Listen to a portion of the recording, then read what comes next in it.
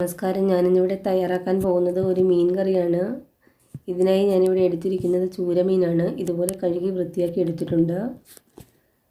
ചട്ടി ചൂടായതിലേക്ക് ഒരു 2.5 teaspoon coconut ഓയിലാണ് ഒഴിച്ചു കൊടുക്കുന്നത്. ഓയിൽ ചൂടായി വരുമ്പോൾ ഇതിലേക്ക് നമുക്ക് ഒരു 1/2 ടീസ്പൂൺ കടുക് ഇട്ട് കൊടുക്കാം. കടുകെല്ലാം നന്നായി ഒന്ന് പൊട്ടി വരണം.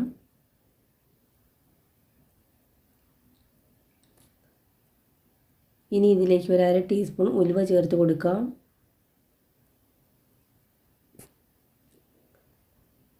ഉലുവയൊക്കെ ഇപ്പം നന്നായി പൊട്ടി വന്നിട്ടുണ്ട്. ഇനി ഇതിലേക്ക് നമുക്കൊരു 2 വറ്റൽമുളക് ചേർത്ത് കൊടുക്കാം. ഇതുപോലെ മുറിച്ചെടുത്തതാണ്. ഇനി ഇതിലേക്ക് നമുക്ക് കുറച്ച് കറിവേപ്പില ചേർത്ത് കൊടുക്കാം.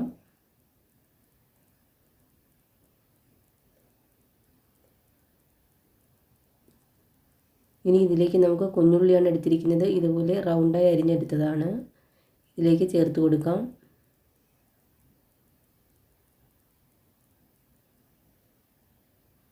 ഇനി ഇതിലേക്ക് നമുക്ക് വെളുത്തുള്ളി ചേർത്ത് കൊടുക്കാം. ഇതുപോലെ നീളത്തിൽ അരിഞ്ഞെടുത്തതാണ്. ഇനി ഇതെല്ലാം കൂടി നന്നായി ഒന്ന് മൂപ്പിച്ചെടുക്കണം.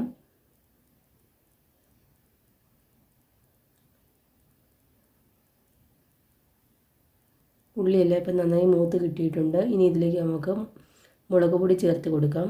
ഒരു 2.5 ടീസ്പൂൺ മുളക് പൊടിയാണ് എടുത്തിരിക്കുന്നത്.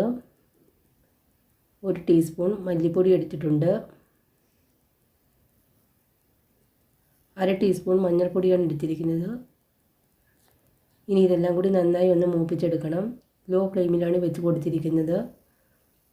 മുളക് പൊടിയുടെയും മല്ലിപ്പൊടിയുടെയൊക്കെ പച്ചമണം മാറുന്നത് വരെ ഒന്ന് ഇളക്കി കൊടുക്കണം. ഇപ്പോൾ മസാലയെല്ലാം നന്നായി ഒന്ന് മൂത്ത് വന്നിട്ടുണ്ട്. ഇനി ഇതിലേക്ക് നമുക്ക് കുറേശ്ശെയായി വെള്ളം ഒഴിച്ച് കൊടുക്കാം. ആദ്യം തന്നെ വെള്ളം മുഴുവനായി ഒഴിച്ച് കൊടുക്കരുത്. ഇതുപോലെ കുറേശ്ശെയായി ഒഴിച്ച് കൊടുക്കണം.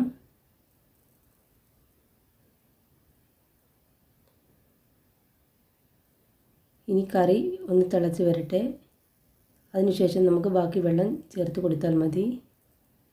കറിയെല്ലാം ഇപ്പോൾ നന്നായി ഒന്ന് കുറുകി വന്നിട്ടുണ്ട്. ഇനി ഇതിലേക്ക് നമുക്ക് ആവശ്യത്തിനുള്ള വെള്ളം ഒഴിച്ച് കൊടുക്കാം.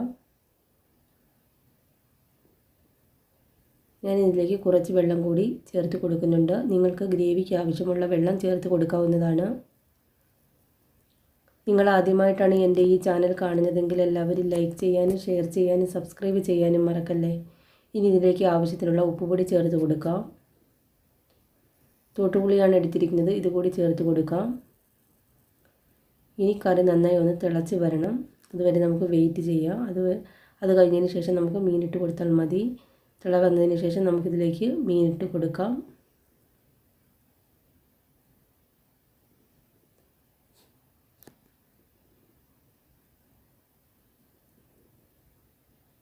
ഇനി ഇത് നമുക്കൊന്ന് ഇളക്കി കൊടുക്കാം. മീനെല്ലാം നന്നായി കറിക്കകത്ത് മുങ്ങി കിടക്കുന്ന രീതിയിലാക്കി കൊടുക്കണം. ഇനി ഇത് നമുക്കൊരു 15 മിനിറ്റ് നേരം മീഡിയം ഫ്ലെയിമിലിട്ടൊന്ന് വേവിക്കാം. ഇനി ഇത് അടച്ച് വെക്കാം.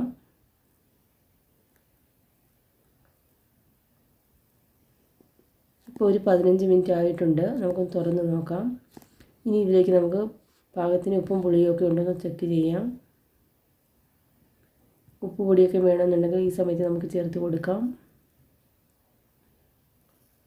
ഇനി ഇത് ലോ ഫ്ലെയിമിലിട്ട് ഒരു 5 മിനിറ്റ് നേരം കൂടി ഒന്ന് വേവിച്ചെടുക്കാം. ഇതിൻ്റെ മുകളിലേക്ക് കുറച്ച് കറിവേപ്പില ഇട്ട് കൊടുത്തിട്ടുണ്ട്. നമുക്കൊന്ന് അടച്ച് കൊടുക്കാം. കറിയെല്ലാം ഇപ്പം നന്നായി കുറുകി വന്നിട്ടുണ്ട്. നിങ്ങൾക്ക് എൻ്റെ ഈ വീഡിയോ ഇഷ്ടമായെങ്കിൽ ലൈക്ക് ചെയ്യാനും ഷെയർ ചെയ്യാനും സബ്സ്ക്രൈബ് ചെയ്യാനും മറക്കല്ലേ. Thank you.